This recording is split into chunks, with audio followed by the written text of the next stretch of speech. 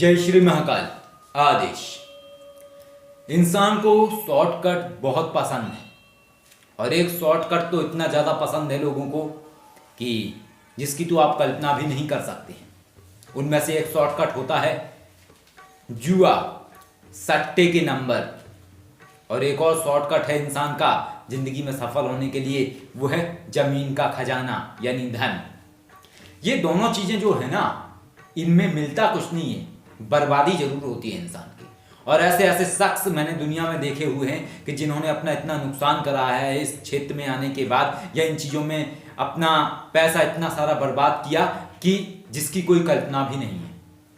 तो आज ऐसे ही एक कहानी बताने वाला हूँ, थोड़ी सी हास्यप्रद कहानी है लेकिन हकीकत है। एक शख्स थे, एक पटेल साहब थे। तो पटेल साहब को कहीं से खबर लगी कि पटेल साहब के घर में खजाना है। तो पटेल साहब के एक बहुत अच्छे परिचित के एक बाबा जी थे, तस्वीर वाले बाबा। तो जो तस्वीर वाले बाबा थे उनके अंदर कला थी, वो अपना दरबार लगाते थे, लोगों की फरियादें काटते थे, मुरादें पूरी करते थे।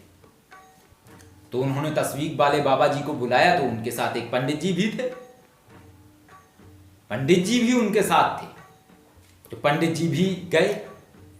जाने के बाद तस्वीर वाले बाबा ने अपना इधर हाथ घुमाया उधर हाथ घुमाया और ढूंढ ढांड के एक जगह पे बोला, ये है स्पॉट, यहां पे है 3 किलो चांदी है और 20 किलो सोना है, शक्तियां ये बता रही हैं। इसके बाद ठीक है, पटेल साहब भी बड़े खुश हुए कि भाई अब तो मुराद पूरी होने वाली है। अगर एक बार गोल्ड निकल आया, एक बार जमीन से खजाना निकल आया तो मन की मुराद पूरी हो जाएगी। न जाने क्या क्या उन्होंने सपने पाल रखे थे अपने अंदर, वो सारे के सारे ख्वाब एक बार फ्लैशबैक हो गए पटेल साहब के सामने से। और बस सपने चमकने लगे कि कब जमीन से खजाना निकले और कब मन की मुराद पूरी हो। अब वो दिन आया, जुम्मे का दिन आया।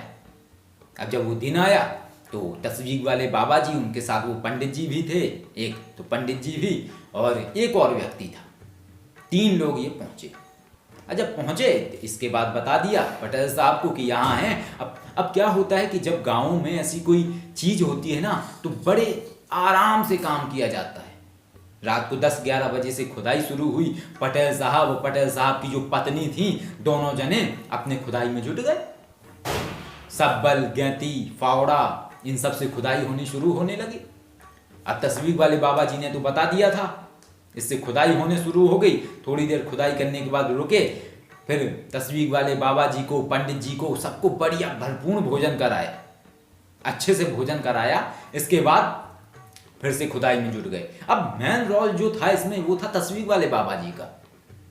अब बाबा जी ने बता दिया कि भाई खोदते रहो, मैं छत पे जा रहा हूँ, छत से देखूंगा कि क्या प्रकरण है, शक्तियां कहाँ कहाँ से आ रही हैं, उन सारी शक्तियों को बांधना पड़ेगा। अब तस्वीर वाले बाबा जी तो छत पे पहुंच गए, वहां से अपने नजर देखे रहे और बरामदे में खुदाई चल रही थी उनके घर के अंदर। पटेल साहब और पत्नी खोद रही थी। तो खोदते खोदते गड्ढा 8 फीट हो गया, 8 फीट के बाद 9 फुट हो गया। और इसके बाद एक सिचुएशन ये आई, कितना गहरा गड्ढा खोद दिया उन लोगों ने, और सुबह के 4-5 बज गए। तो इतना गहरा गड्ढा खोद दिया कि गड्ढे में से पानी बाहर आना शुरू हो गया। अब जैसे ही पटेल साहब तो खोद रहे थे, तस्वीर वाले बाबा जी शक्तियों को देखते देखते पता नहीं कब सो गए। पेट भरा हुआ था। अब तस्वीर वाले बाबा जी की जैसे ही नींद खुली, खुलने के बाद नीचे झांका तो देखा गड्ढे में से तो पानी निकल रहा है और पटेल साहब फिर भी घुसे हुए हैं, सीढ़ी लगाए हुए हैं लंबी, और नीचे से खुदाई चालू है और पानी भी बाहर फेंका जा रहा है। इसके बाद तस्वीर वाले बाबा जी ने पंडित जी को उंगली से इशारा किया, हिलाया और बोला कि भाई जाग जाओ। पंडित जी जाके बोले, तस्वीर वाले बाबा जी धन निकल आया।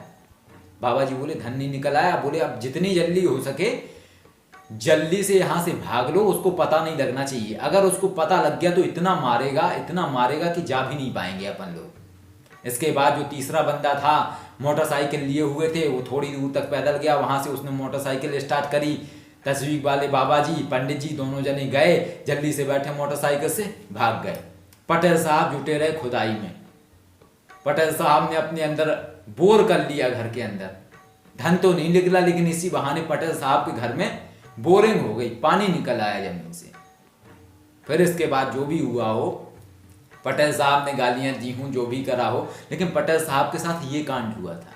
तो ये एक कांड नहीं है, ऐसे अनगिनत कांडों की कहानी मेरे पास है। और जब आप ये सुनोगे ना, तब आपको यही लगेगा कि ये जो काम है, ये काम सबसे ज़्यादा फनी है। और इस काम में कहीं कुछ नहीं है, मिला जुला किसी को कुछ नहीं है, सिर्फ कहानियाँ हैं। अब वो कहानियाँ ऐसी हैं कि ऐसे ऐसे लोगों के साथ हादसे हुए हैं। कई कहानियाँ तो ऐसी हैं जिनमें मैं खुद भी गया हुआ हूँ, तो वो भी कभी सुनाएंगे। ऐसे ही एक और थे तांत्रिक बाबा जी, जिनके साथ मैं था, और तांत्रिक बाबा जी ने एक के घर में 8 फीट का गड्ढा कर दिया था। देखने वाले भी वही थे, करने वाले भी वही थे। तो वो भी कहानी फिर कभी सुनाऊंगा। तो ऐसी बहुत सारी कहानियां हैं। इसलिए मेरी सभी से ये गुजारिश है कि जिंदगी में पैसे कमाना बड़ी बात नहीं है, लेकिन शॉर्टकट अपनाना गलत है।